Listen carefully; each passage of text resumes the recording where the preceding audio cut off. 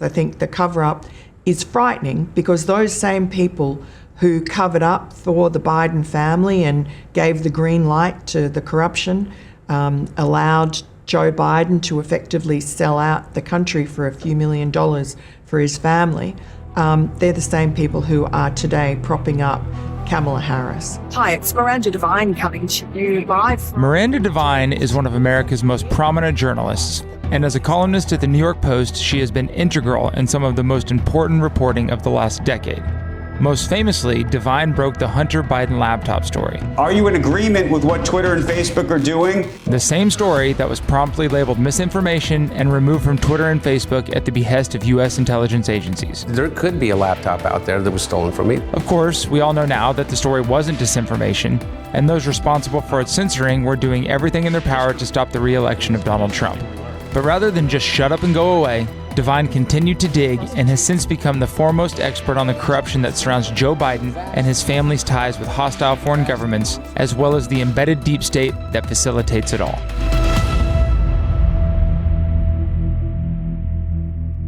Now, getting into kind of the reason that you, for lack of a better term, blew up on the national stage was your first book on Joe Biden and the Biden crime family, for lack of a better phrase. And now you've kind of written a follow-up to that.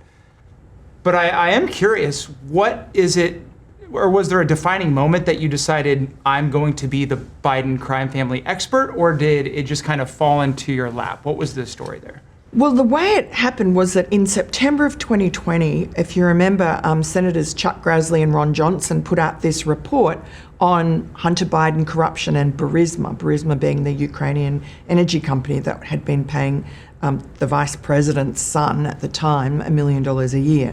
This was, to me, a big scandal. You know, I'd pretty much just arrived a year earlier, and I couldn't understand why the New York Times and Washington Post, that nobody was really treating this story seriously. I read the report, I thought it was incredible, spoke to Ron Johnson. They had all the evidence there, it was all clean.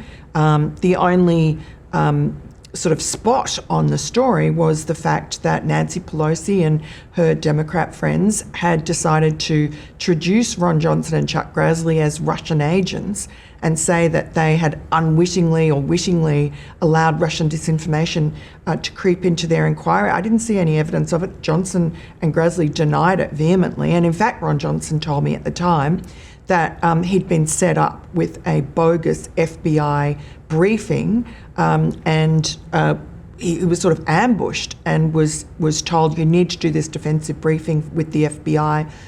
Halfway through the meeting, he said, this is bogus, and if I see this leaked, I will know that you've just set me up. Sure enough, next day it's in the Washington Post. So it was a total setup just to besmirch their Hunter Biden investigation, which was completely legitimate. So I thought, well, obviously there's a big story here. And so I went ahead and wrote about it in just a straightforward manner as I would with any other big story. And I pretty much had the field to myself. And then and I think that may have been why Rudy Giuliani in one way told his lawyer, Bob Costello, try Miranda with the laptop from hell, the hard drive. I was not the first cab off the rank at all. They tried several other journalists. I was pretty much the last person. They told me that they were going to go to the Daily Mail after they tried me. So, but I guess I didn't know what I didn't know. People were warning me off Rudy Giuliani, but I just took him as I saw him, and he seemed legit. And certainly Bob Costello, who was his younger offsider back in his days in the Southern District of New York, is a really sharp lawyer, and he gave me the breakdown on the laptop from hell. He told me all the important what he'd found crimes. I mean, he was the number 2 criminal investigations in the Southern District of New York. He knows a crime when he sees one. So that was pretty legitimate. So I took that to my editor, Col Allen, the Australian I told you about, who brought me over, and he immediately He's always been a fantastic editor that just knows a good story and will go after it. So he just immediately switched the entire newsroom onto it, sent teams down to Delaware to interview the laptop repair shop guy, etc. So the whole New York Post, crack team was on it, and I had just. It's an enormous, the hard drive, when you look at it, is just an enormous amount of information. I think 30,000 photographs. It's just so many emails, so much text message, so much homemade porn of Hunter Biden's that I think actually distracted a lot of people who went to it because, my colleague at the Post, Emma Jo Morris, and I often laugh and we say, you've got to be pretty grounded to go through that laptop and not get totally distracted and spooked because there's so much garbage on it. He recorded every aspect of his life, his sex life, his drug life, everything. So it is pretty distracting, but I had this roadmap that was given to me by Bob Costello for the crimes. So we were just looking at the emails and we didn't want to, at the New York Post, it was very important to us not to do the gratuitous sex and drugs and rock and roll stuff. Right. Even though we're a tabloid, that's what people would expect. We were interested in the story and the evidence that showed that Joe Biden had lied to the American people. Remember, this is 3 weeks before the 2020 election. He'd lied when he said he knew nothing about his son Hunter's overseas business dealings. We had here ample evidence that not only did he know about the business dealings, the influence peddling with China and Russia, Ukraine, Romania, Kazakhstan, but Joe Biden, when he was vice president, was intimately involved in this business. He was meeting Hunter's overseas business partners. He was arranging meetings. He was on the speakerphone. He was involved. And there was also some evidence, certainly in Hunter's words, that Joe was getting, quote, 10% for the big guy. Yeah. Joe Biden. It's pretty straightforward. Being the big guy, yeah. So as you described it as sort of the roadmap, the laptop was the roadmap that sort of unearthed a lot of stuff that would have, without the absolute disregard for common sense that Hunter Biden displayed, this might still all be completely unknown to the American public. So with that roadmap, you were able to write the first book, which was, to me, about the crimes themselves, in sort of. The corruption. The corruption. Yeah. But the follow-up, The Big Guy, that is recently released, seems to be more about the cover-up. And that's what I gleaned from it. Mm-hmm. When you are describing this book to readers and kind of the differences from the first book, what do you hope they take from the new evidence that you're bringing to the table? What lessons do you want the audience to learn from this book that maybe they wouldn't have gotten from the first book? Well, I think, the first book is the story of corruption, the influence peddling of the Biden family, which I think is well known. But this second story, I think, is more important because it's the story of the cover-up. And like Watergate, the cover-up is more egregious. It involved the CIA, the FBI, the State Department, the Department of Justice, the IRS, what I guess Donald Trump called the deep state, what the Obama people called the blob. Specifically, the blob is more the CIA, the State Department, and the Pentagon. And they have their own agenda, and their agenda is at odds with what the American people understand, that their security and intelligence institutions that they spend a lot of money on are meant to do. The American people would think that these institutions, these agencies, are there to keep us safe. In fact, they seem to have their own rogue agenda. And you can see, while they are shadowy figures, we don't know exactly who they are, we can see them from their fingerprints, and we can see them from the foreign policy that was followed under Barack Obama and then again under Joe Biden. And we can see that during the Trump presidency, there were no new wars, that Donald Trump treated foreign policy the way he treated everything that he did as president, just like he did when he was a property developer in Queens, just on first principles, logical, using common sense. He saw a problem, how do I fix it in the most efficient, cheapest way? And so when he first became president, for instance, Barack Obama said to him, the biggest problem is Kim Jong-un is North Korea. They keep on letting off all these nuclear tests. And so Donald Trump just went around solving that problem. He was mocked mercilessly for his bromance with Kim Jong-un, Little Rocket Man, all of that. But it worked. He put Kim Jong-un in his box. Same thing with Vladimir Putin. You know, Trump made these sort of grandiose threats like, you know, I like those golden domes you have in Moscow. Shame if something happened to them. But, you know, Putin took him seriously or half seriously, wasn't sure whether to believe him or not. Enough anyway that Putin never invaded any countries under Donald Trump like he did when Obama was president, like he did again immediately when Biden was president. He invaded Ukraine. And the Middle East, Donald Trump at least had the beginning of some sort of a peace deal in the Middle East with the Abraham Accords. Iran was on its knees. It was broke. It didn't have the resources to fund proxies to go and attack Israel like they did last October 7. ISIS was a huge problem. People have forgotten about it. But if you remember, leading up to the 2016 election, ISIS was burning people alive, raping Yazidi women. I mean, it was terrifying. There were ISIS terrorists blowing up bombs in all over the world. You know, London and Australia, there were ISIS attacks. So that was a problem, and Donald Trump dealt with it. You know, he vanquished ISIS. So just by marching to his own tune, he actually had a more effective foreign policy than Joe Biden, who is a puppet of the blob. Same with Obama, same with, I mean, a lot of presidents that we can look back, George Bush, George W. Bush, etc. And that was why this cabal in the deep state, CIA, FBI, etc., they were implacably opposed to Donald Trump. They crippled his presidency, or tried to, with the Russia hoax. And then they played this, which is where I come into it, they played this trick, which was they got our story censored 3 weeks before the election, which was derogatory to, obviously, Joe Biden, one of the two candidates for president. We now know that when Twitter and Facebook censored our first stories and Twitter locked the New York Post account for 2 weeks, right up until a few days before the election. We thought at the time, oh, this is just big tech being woke. They don't like Donald Trump. They want Joe Biden to win. What we didn't know at the time was that the FBI had been coercing big tech to censor our story. They had been meeting with Twitter and Facebook weekly before the election.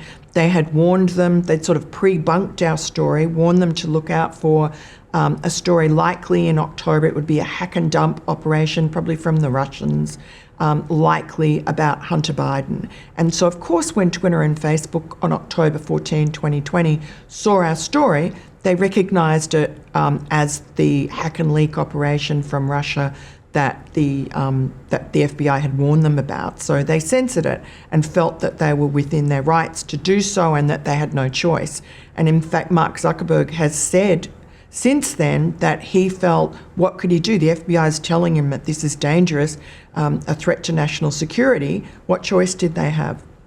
So that was scary. And then you had the couple of days later, you had what I call the Dirty 51 letter. And this was 51 former intelligence officials. Most of them were CIA. I think about 42 were ex-CIA. And 5 of them were either CIA director or acting CIA former director. People like John Brennan, Leon Panetta, Michael Hayden, a real list of the who's who. James Clapper, yeah, you know, MSNBC, total never Trumpers. Yeah. Anyway, they signed this letter saying that the laptop and therefore our reporting was Russian disinformation.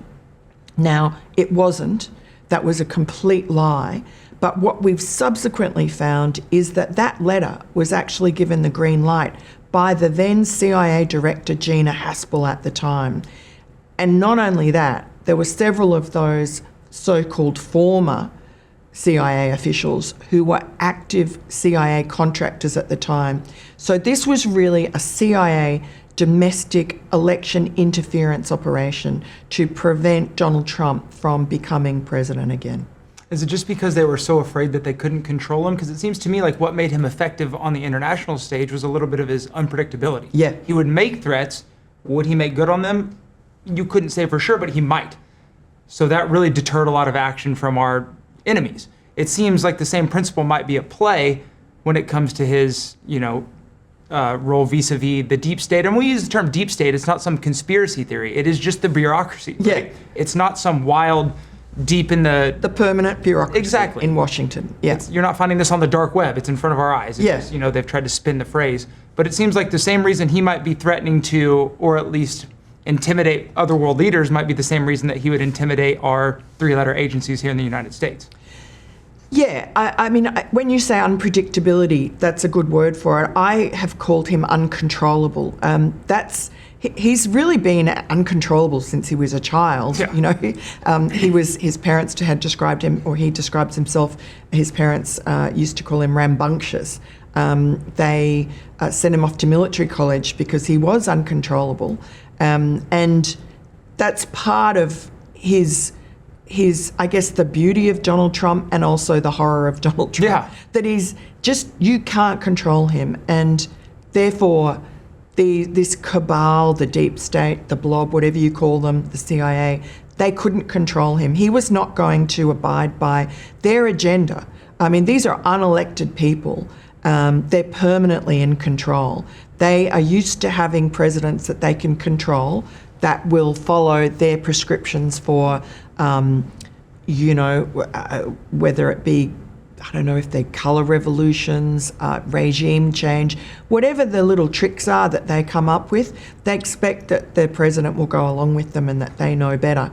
And for the most part, presidents have done so. Barack Obama certainly was happy to do it. He had Joe Biden, he outsourced his foreign policy to Joe Biden, which was why Joe Biden's family was able to grift off him so easily, because Joe Biden was in charge of these parts of the world like Russia and China, Ukraine, that were so corrupt and that so much money could be extracted from, because in those countries, when the son of the most powerful man in America, really, which Sure. Joe Biden was overseas, arrives on Air Force Two with his dad, as happened in December 2013 in China, all the Chinese understand what that means because they know what it means in their own country. That's the way they operate. That's the way they operate. He's a princeling, is how they call the sort of sons and daughters of the CCP high-ranking officials.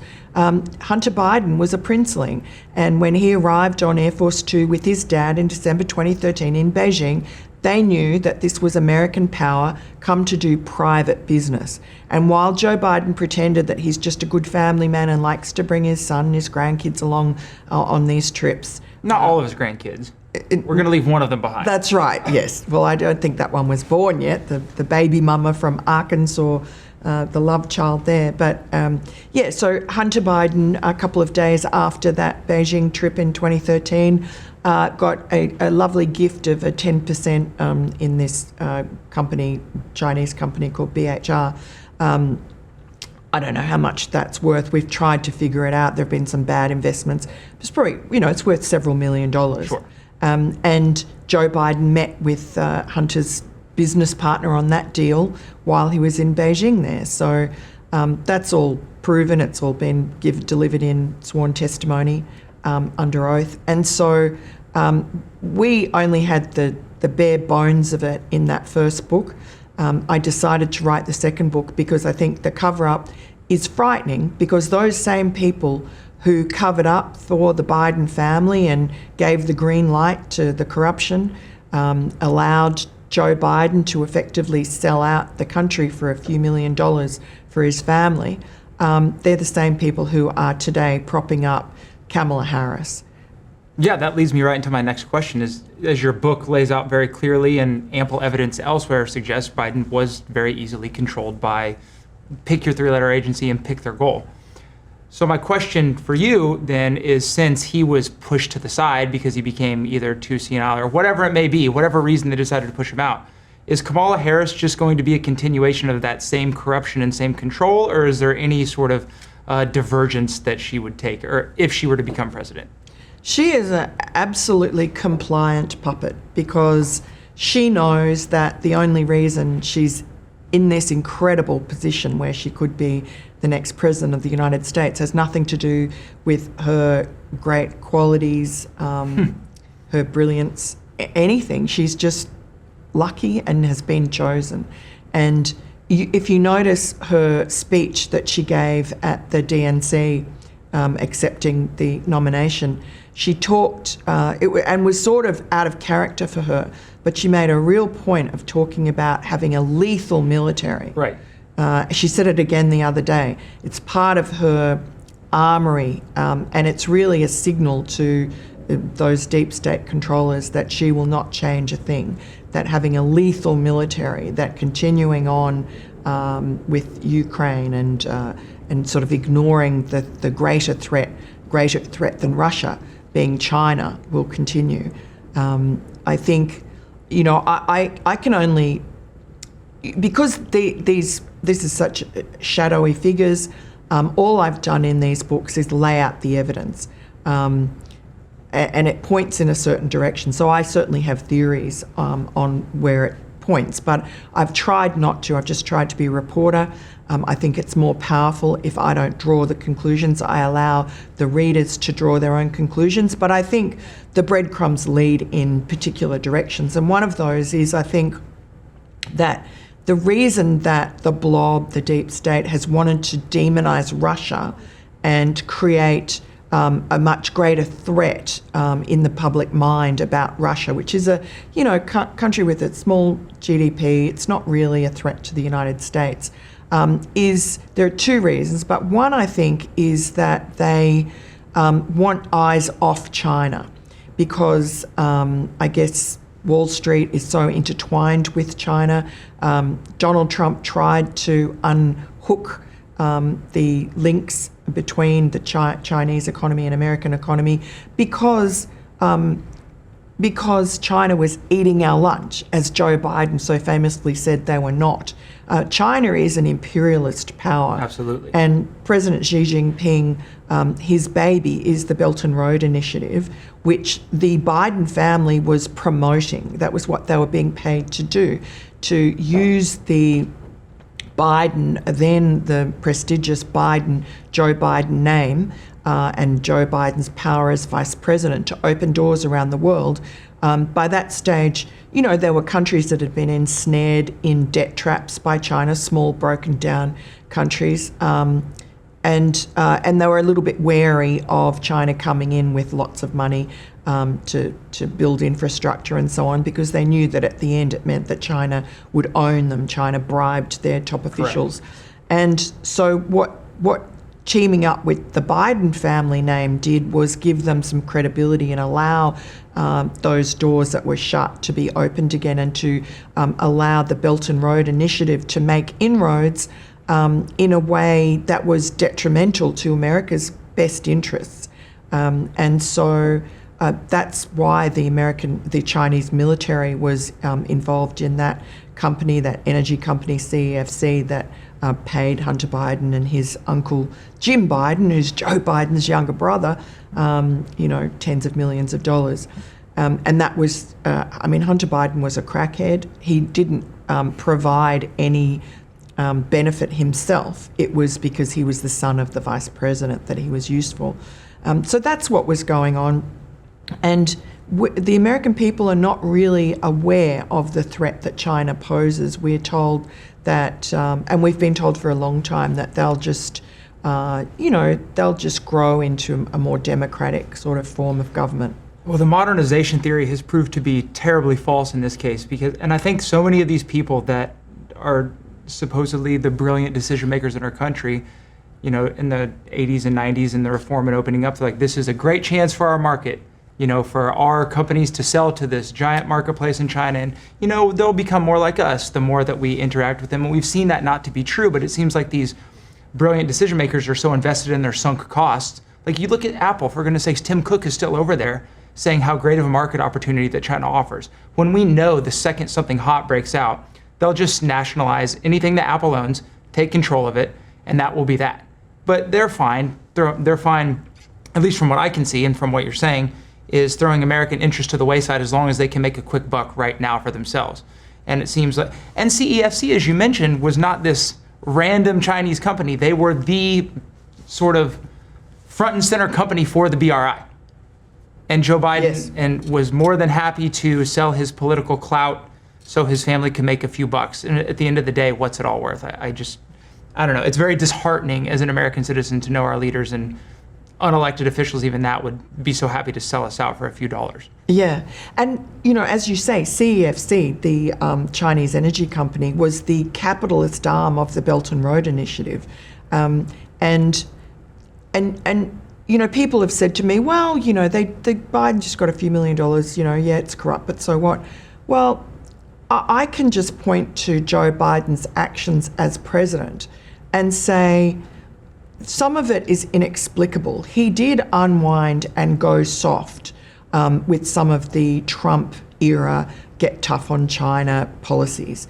And you can sort of explain away some of them, but the one that can't be explained away is, I can't remember the exact name of it, but it was this initiative and it was to go into the universities and to find Chinese spies and the academics that they had compromised, because China had was spying on and stealing our intellectual property.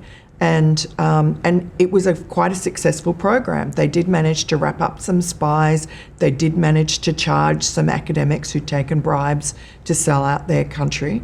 And Christopher Wray, the FBI director, no pal of Donald Trump, he was apoplectic when Joe Biden closed this down. And in fact, he made public statements criticising that decision. Joe Biden never explained why he would shut that down. Seemed to be in America's worst interest to shut it down and allow the Chinese free rein to spy at our top research institutions.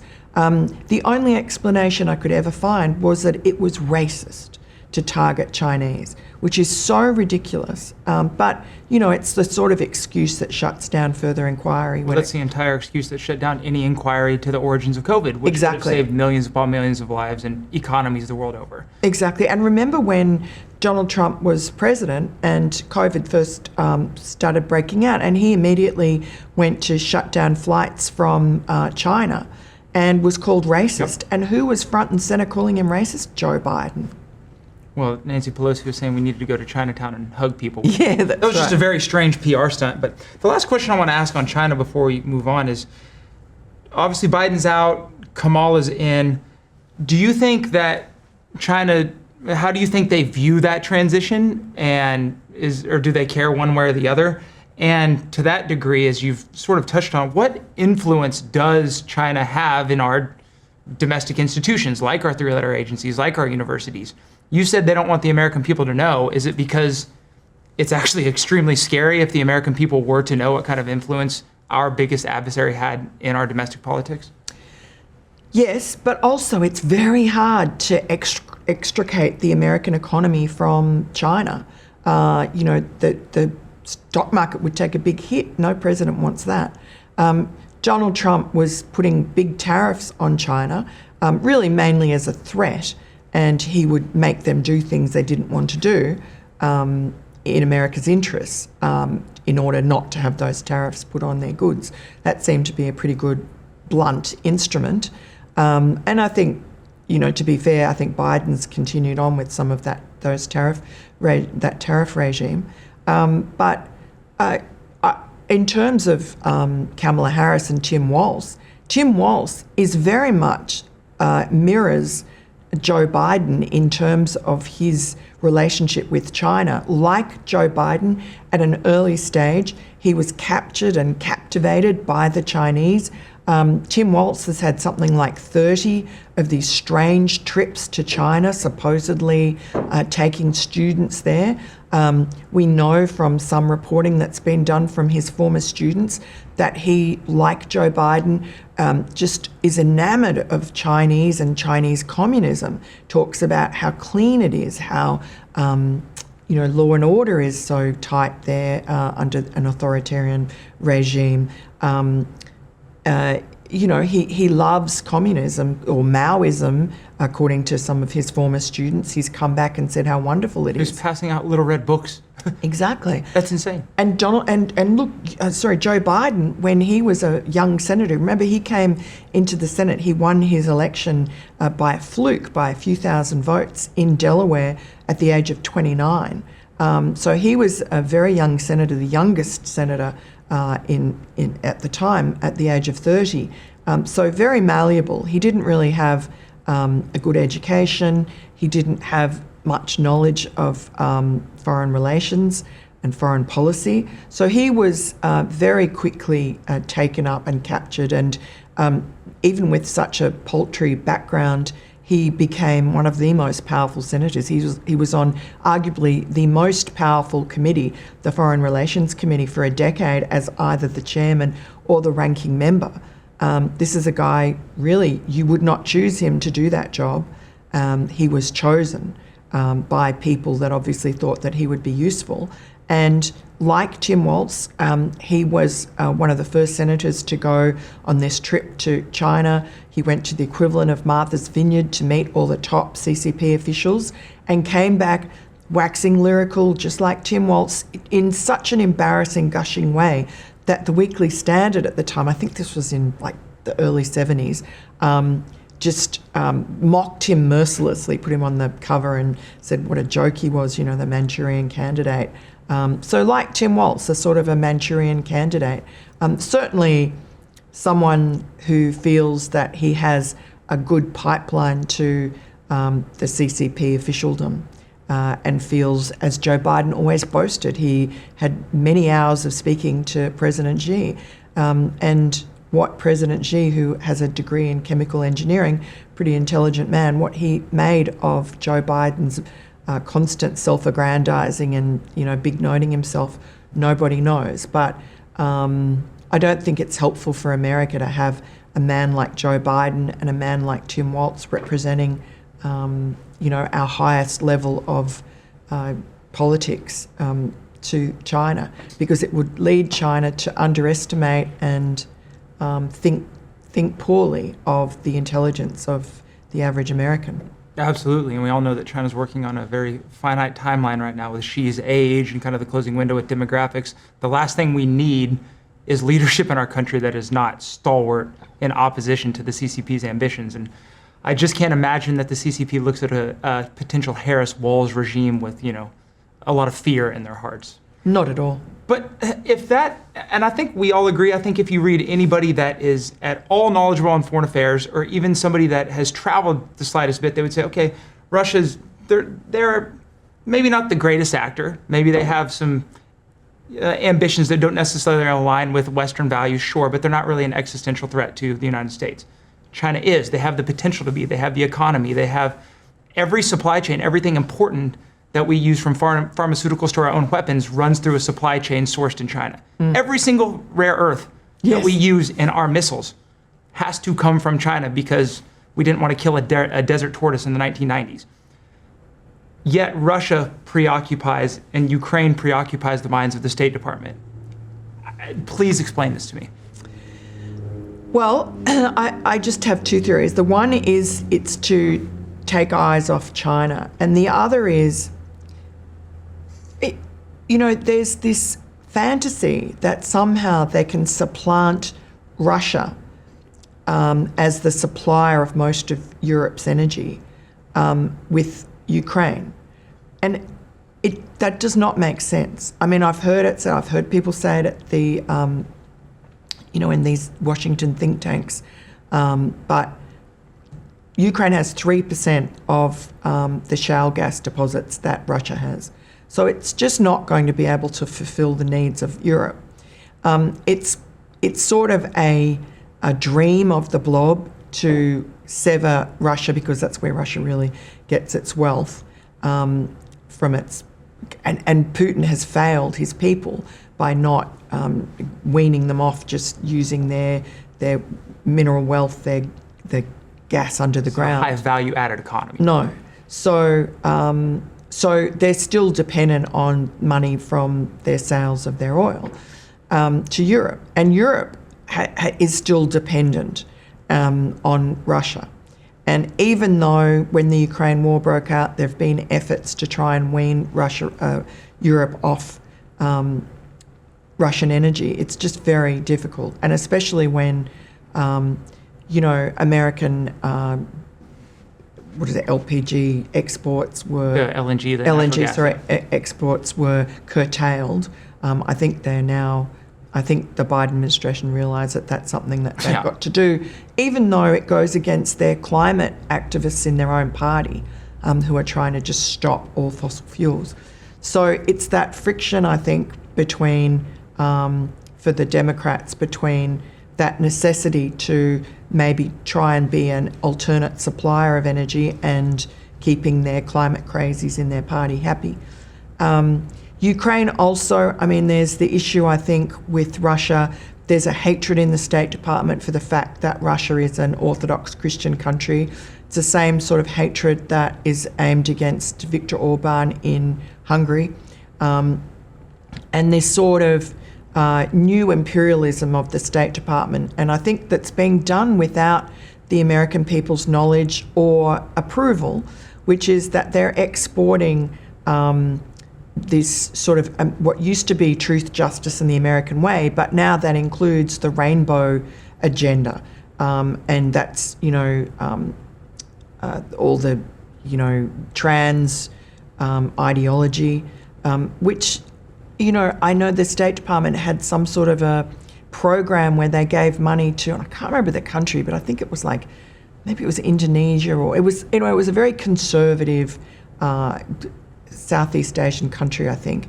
And they had a drag queen story time project. And, when they were in Afghanistan before the fall, the brand new expensive embassy in Kabul had a pride flag hanging over it. Taliban's a huge fan of that, right? Yeah. Why would you deliberately go out and antagonize the very people that your diplomacy and the American people's billions of dollars is being spent rebuilding roads and schools and so on, and export this divisive ideology that these conservative, whether you call them backward or not, but they are not going to abide by it. They are going to hate it in their very bones, and they're going to reject it, and they're going to see America as the enemy, even while they take the money. Right. And I think in Russia, Vladimir Putin has allied himself with the Orthodox Church. And I don't think that's necessarily because he is particularly a religious man. He's former KGB, he's a killer. I have no illusions about Vladimir Putin It's being a pragmatic alliance. 100%, because it's given him the power that he has. And so the Orthodox Church is against LGBTQ stuff, trans stuff in particular. And so that, I think, has set the State Department on a really antagonistic pathway against Putin. And, regime change is something that's not said aloud unless you're Joe Biden and you've lost your filter. He actually did talk about regime change with Putin. But I have no doubt there are people in the US State Department who would like nothing better than to topple Putin. And for those reasons, they see him as anti-gay. And it's when they say gay, it's not really gay, it's anti-trans, which I think is the last bastion of toppling those traditional values. And I think Putin and the Orthodox Church there is anti-gay in the way that Ron DeSantis has been accused of being, simply because he doesn't want children at the age of 12 being put on the path of having cross-sex hormones and changing their sex and going through social transitioning, which most of them end up means that they do have surgery and hormones to change their sex, and at a time when they haven't really figured out what they want. And so all Ron DeSantis and all of these so-called anti-gay measures are the opposite. They're actually about not forcing kids that might be gay into changing sex when they might just find out at the age of 18 that they're just gay. But so this is a really rancid ideology that has somehow crept into American, a sort of cultural imperialism, and that's rejected by Americans themselves, most of them, and certainly is rejected by these very conservative countries like Russia, like Hungary, like these Islamic countries like Afghanistan. And all that happens is that it damages America's interests and makes the people in these countries hate America. Yeah, I mean, it's a far cry from blue jeans and Coca-Cola. 100%. And I don't think Americans, the average American, I certainly didn't realise it. I was just flabbergasted at how this ideology, which is so foreign to most societies, would have crept in and become an agenda at the State Department, and especially under Obama. And I think it remained there during the Trump era. He didn't really have a lot of control over the bureaucracy. I don't know if it's possible to have that. I don't know if he does win, if in 4 years he's going to be able to get a hold of the State Department, the CIA, the FBI. I'm not sure that he can. Yeah, I mean, I hope so. I think the last thing we need is Rahm Emanuel telling the Japanese they need to be more progressive with their LGBTQ values. But no, I'm sympathetic to the Polish and the Estonians and the Finnish that say, okay, maybe we want to work something out because we think that Russia wants to, do a little bit of imperialism in our backyards, because they have hinted at that. Fine, but I'm not good with the United States using all of its political, social, and military capital in a theater that isn't really existential to our well-being. And also to deliberately antagonize Russia by enlarging NATO, which was something that Joe Biden has had as one of his, I presume he's got this idea from the people who control him, but enlarging NATO, people like Victoria Nuland, all these neocon warhawks, that's been their primary purpose. Even though Russia and Putin have said, don't do it, don't come up to my border with Ukraine and Georgia in particular as being part of NATO, because that means that, it would be as if in America, as if Russia put its missiles right on the border with Mexico. It's a provocative action and unnecessary. Yeah, clearly Bucharest in 2008 was a red line for Putin. Georgia was a red line, and Ukraine is an extreme red line. And even if our intentions were ambivalent, if it was we think enlarging the Western group of nations is a good thing, fine, but you have to look at it from the Russian perspective. They're obviously going to see that as a threat. Now, or the Hungarian, to a lesser extent, but the Polish and the Finnish and the Estonians that pushed for NATO, because it wasn't just the United States pushing them to join, they also wanted it. Yeah. Well, I get it. There is a conversation to be had there, but you have to look from Russia's perspective, how they're going to perceive things, and then kind of undertake appropriate diplomacy going forward, not totally disregard them as a sovereign nation. So I don't disagree with you there. And I do think that America owes something to Ukraine because, and again, Joe Biden was involved in this, but as a senator then on the Foreign Relations Committee, and vocal, in getting Ukraine to give up its nuclear arsenal. Right. Which it was very reluctant to do because it felt that was its only bulwark against Russia.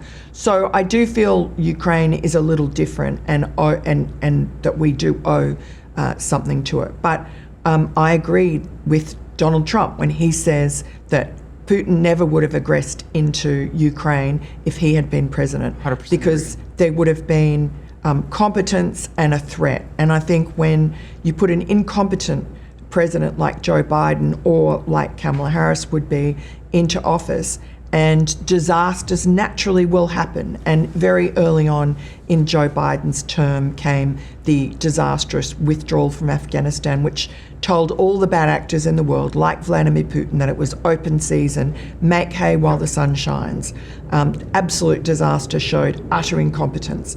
And I think we showed a similar thing when Biden decided he wanted a talking point during the State of the Union, the last one he did, and he decided to have that pier built in Gaza, which was a disaster. Like, how much did it cost? Billions of dollars to float away into the ocean. Float away for a few days it was out there. And that just showcased a terrible thing, which was the mighty American military, which second to none in the world, logistical feats beyond, showed that it was actually had feet of clay, that it wasn't actually as competent as everyone thought. That's another disaster that's, I guess, been underestimated, but the signal that sends to the world, having our astronauts stuck in space, that Elon Musk has to come to the rescue.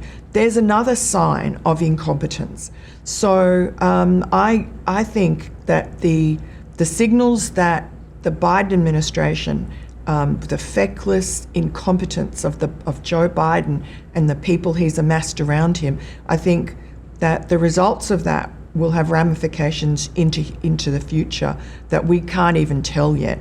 But what we do know is that one of them was that Russia felt emboldened, like it did under Obama, to invade its neighbour.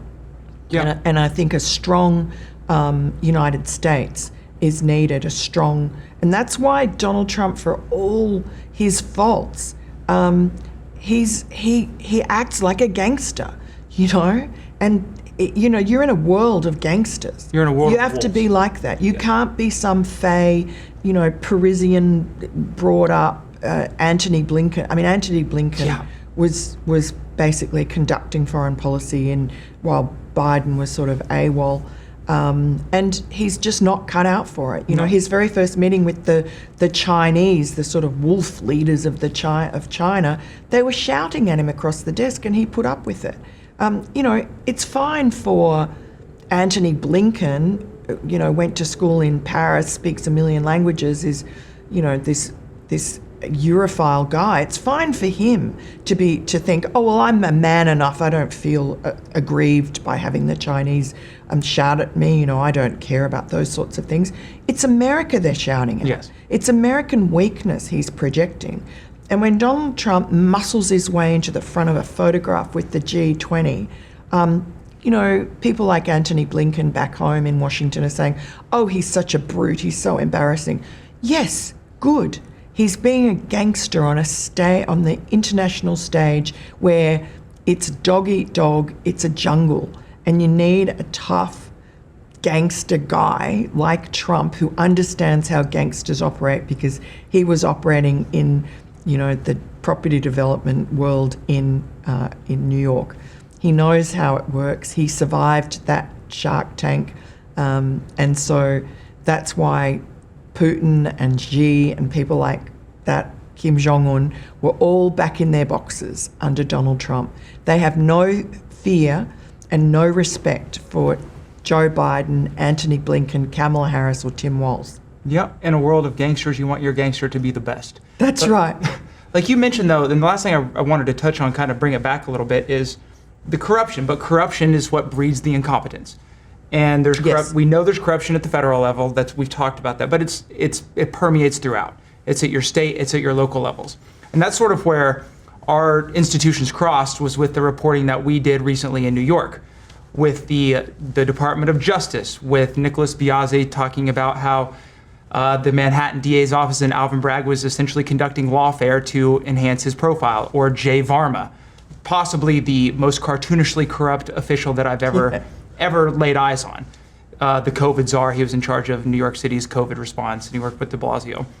I guess my question is, since we kind of cross paths in that, and you get to have an ear to the ground in New York City, does the kind of reporting that we like to think that we're doing here, and that you're at the New York Post are doing as well, did that make a difference in New York? Do those stories change the way New Yorkers perceive the world around them? Like, what's gone on since those stories have actually broken? Absolutely. I mean, they're crucial. I think those sort of stories that you were doing, grassroots stories on the ground with local officials, are more important than any national story, because the corruption doesn't just begin in Washington. Washington's, been corrupt as long as Washington's been there. It's equal opportunity corruption.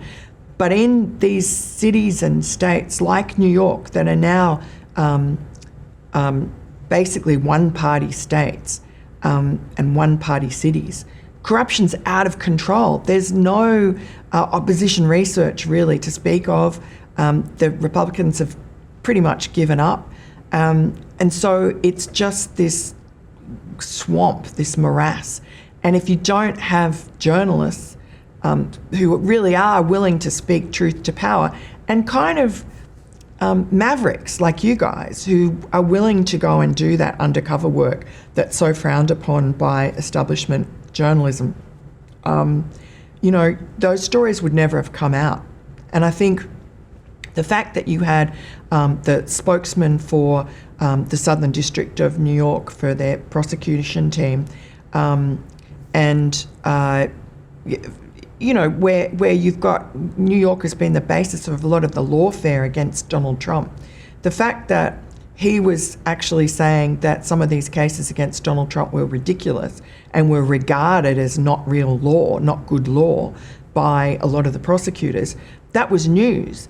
And it sort of accorded with our gut feeling that this was completely unfair and unjust lawfare done for political purposes by Democrat-aligned, corrupted prosecutors for purely the purpose of making sure that Donald Trump didn't win the election.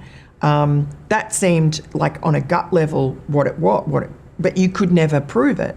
And you guys went some way to giving us evidence to prove it.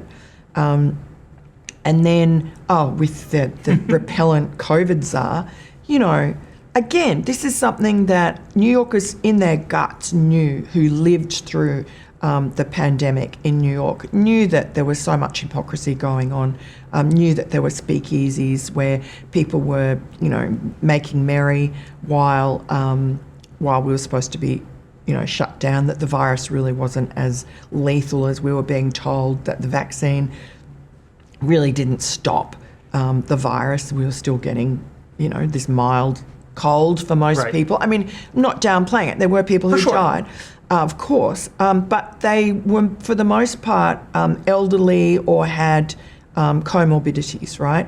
And that was something that in Florida, Ron DeSantis quickly ascertained from the right medical people that he had around him, people like Jay Bhattacharya, Marty McCary, and so on, who were trying to sound the alarm to the American people early on. But in cities like New York, where it seemed like everyone was the Democrats were taking Jane Fonda's adage, which was what she said early on in the pandemic, that COVID is God's gift to the left, that it was an instrument of control. And so you have this COVID czar who is there setting policy for the mayor, de Blasio, which one of the most stringent lockdowns in the country. And New Yorkers, were forced to take the vaccine that they didn't need and didn't really want just to be able to have a life. That was so wrong. And businesses went out of business. There was a lot of suffering and heartache in New York. New York has not recovered. There are whole areas of 9th Avenue and so on that are still empty shops, restaurants that have gone bust. A lot of people moved out of New York because it was just very difficult to live there. Therefore, the city's tax revenue's gone down.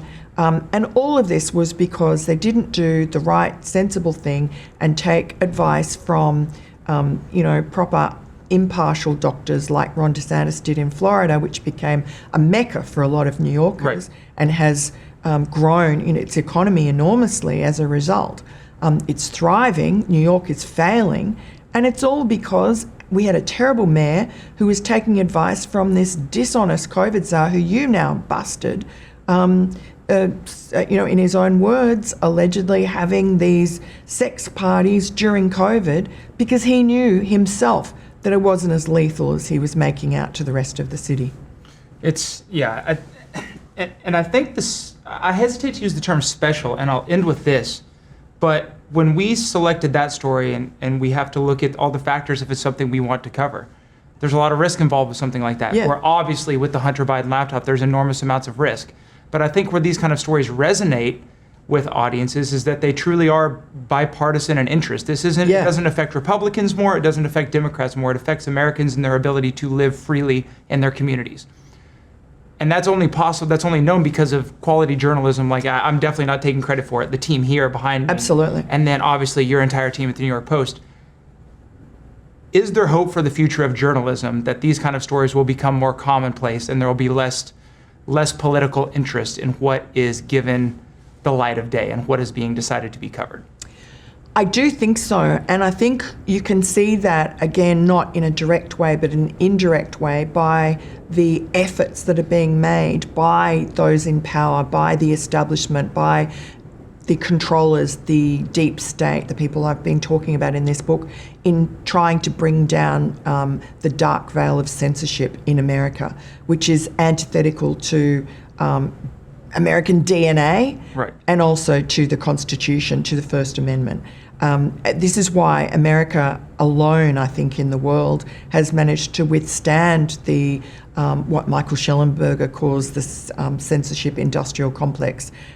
In Europe, in Australia, in New Zealand, in the UK, you have seen censorship just so dramatically increase since COVID, to the point where people are being thrown in jail for making statements on social media that the establishment doesn't agree with.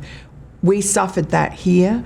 That we saw that when the New York Post stories on the laptop were censored. But at that same time, there were other stories being censored about COVID, about the origins of COVID, about the efficacy of the vaccine, about the efficacy of masks, and so on.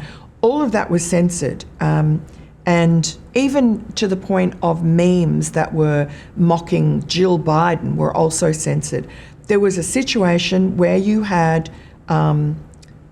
politicians and bureaucrats were sending messages to Facebook and Twitter telling them to shut down this story. You had FBI and CIA operatives were embedded in those, and still probably are, in those social media companies.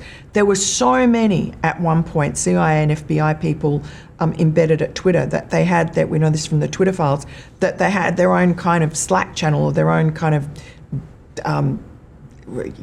group, anyway, that they had their own email group. And we saw at Twitter, the FBI's former chief legal counsel, a guy by the name of James Baker, he was parachuted into Twitter 8 months before the election to make sure that these sorts of, well, it certainly appeared that way, I'll say allegedly, to make sure that stories that were going to be detrimental to Joe Biden and the Biden campaign didn't see the light of day. That seemed to be certainly his role. And whatever other stories that the FBI or the powers that be didn't want to be aired or to get a lot of traction. That's what they managed to do. And we only know about this because Elon Musk bought Twitter and opened up the files that became the Twitter files that Matt Taibbi and Michael Schellenberger and Barry Weiss and so on managed to put out a whole lot of good stories exposing that kind of censorship. And then we've had some really good court cases. There was Missouri versus Biden, which has a new name now.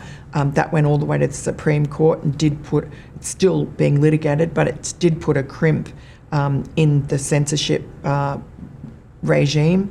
And then, reporting of our own whistleblowers that have come forward from the FBI, not from the CIA, as far as I know. And so that sort of environment where whistleblowers feel comfortable to come forward, where there is reporting being done, that encourages more reporting of that kind. As young journalists come forward and they see the power of that kind of reporting and their ability to do it almost alone in small groups like yours, citizen journalists, I guess, because of the way that technology has gone, they don't have to go and get a job at the New York Times where those stories are not being reported, where it's controlled information, controlled journalism. I think young journalists don't want to be part of that. Right. Well, it's also nice to have some legacy media on our side for the yeah. Well, so, it's very, so please continue. Very few and far between. But the New York Post, Fox News.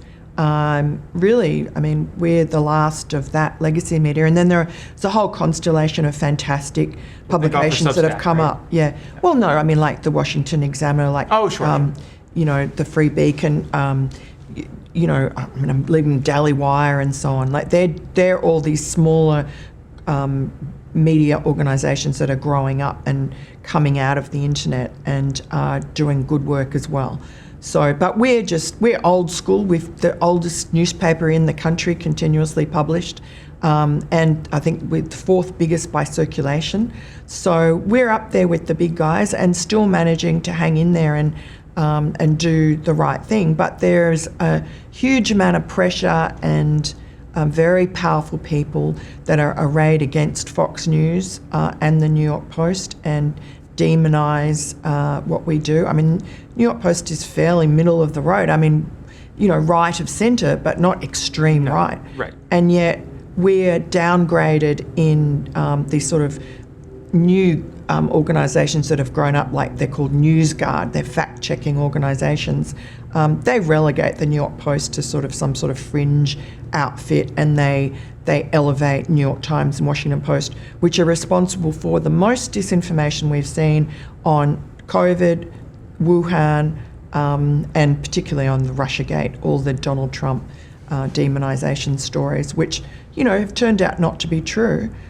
Under Biden laptop, they refused to report it. They reported that it was Russian disinformation. They're very gullible when it comes to accepting the lies that are told by the cabal, the deep state cabal, told by the Biden White House. They're very happy to accept that as the God's honest truth, which is weird. It's not what journalism used to be. No, it's not, and hopefully it's not what it is in the future, and hopefully we can continue making dents in that facade anyway. But before we end up, where can people find your book? Where's the best place to get it? Because it is a fascinating read. Thank you. Well, The Big Guy, it's available at all good bookstores and obviously on Amazon. It's done very well. It hasn't done quite as well as Laptop from Hell, but it was number 8 on Amazon. Number 8?